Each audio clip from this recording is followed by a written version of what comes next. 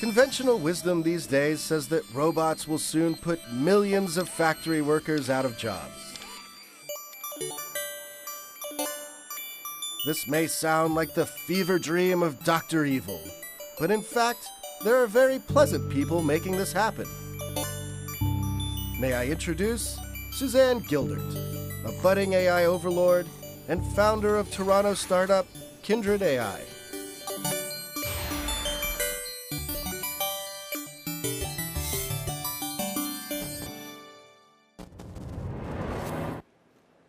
Tell me about these guys. So these are research prototypes.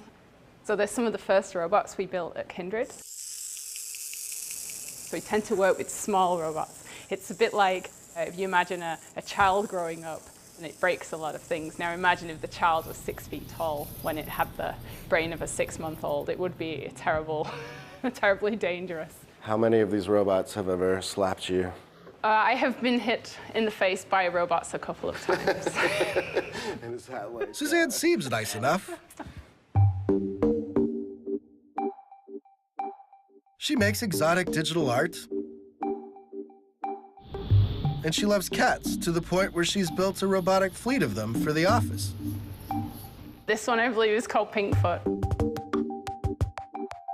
It's a quadruped robot loosely based on a cat anatomy, although it's not a very highly faithful representation yet.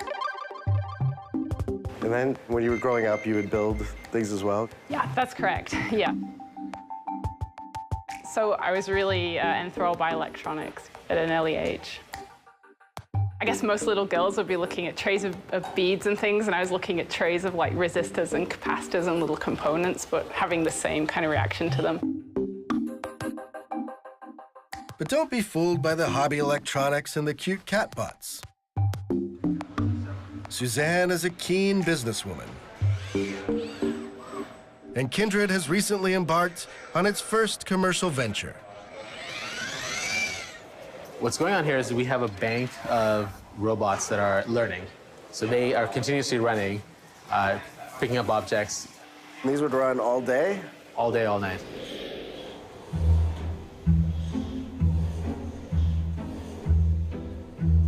Powered by state-of-the-art AI, these arms can do something that's very easy for a human, but very hard for a bot. Pick up objects of different shapes and put them down. Most factories still use people to do that sort of thing. Lots and lots of people. Today, everyone's shopping on e-commerce. Thousands and thousands of different types of objects, shapes, textures, weights. How do you pick that up?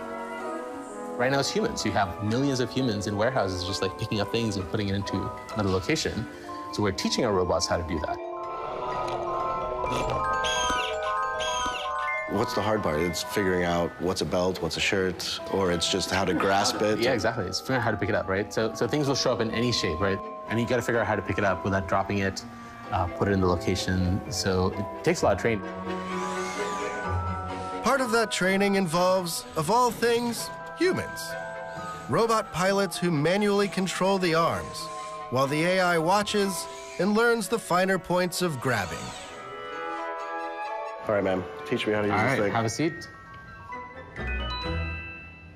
So you see a 3D mouse here. This lets you navigate the arm through three-dimensional space. So imagine you're holding the arm in that left hand and you're just moving it around. Move it slowly and gently. There you go. Trying to get the Oreos. I gotta go up. Oh, shoot. I went too far up. I want these Oreos. Oh! You killed the You lose.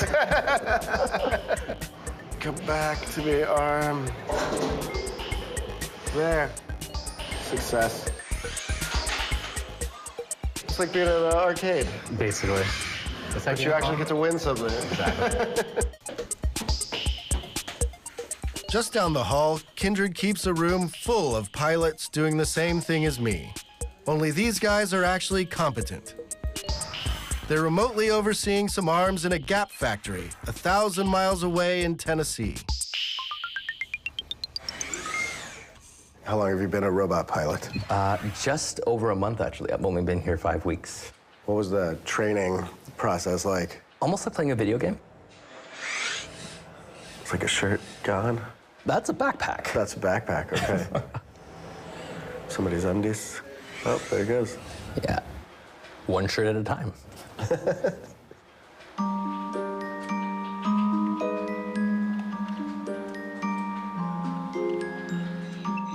As the arms observe their human guides, they gradually learn how to do better at picking up t-shirts and shoeboxes. Eventually, they'll be fully autonomous, and size services will no longer be required.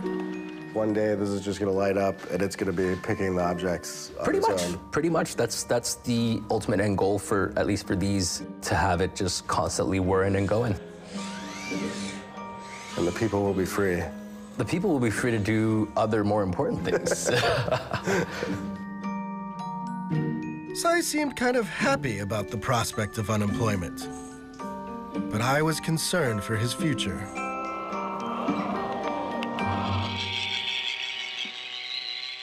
Isn't there something grim about the human training there?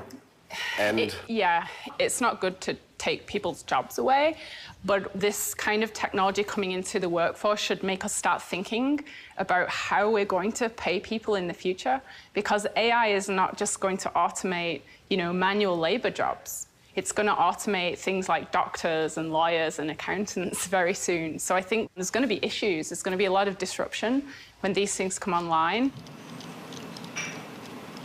Suzanne is a realist, but she's also an optimist.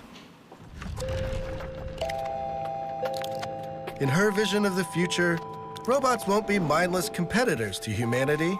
They'll be full-fledged citizens like the rest of us. one of the crazy ideas I've seen you talk about was you've got a robot and it's working in a factory, and then it's got to go, maybe it gets paid a wage and it goes to buy lithium-ion batteries to keep it going. Why would that have to happen? I mean, through having a physical body, they will have a lot of physical needs, just like we have. You might have to go to the repair shop to get like a motor looked at or something like that, and they'll have to pay someone to do that. I think they'll just be contributing to our economy in the same way we do.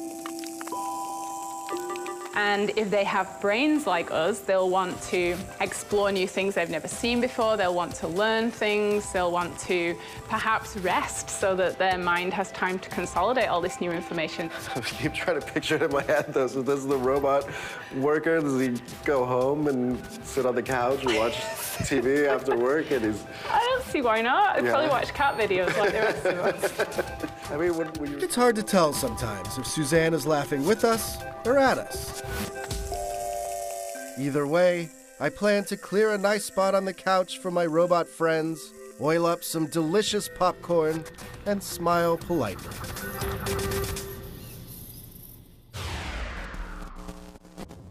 Thanks for watching, and if you want to see more Hello World, click on the link to subscribe.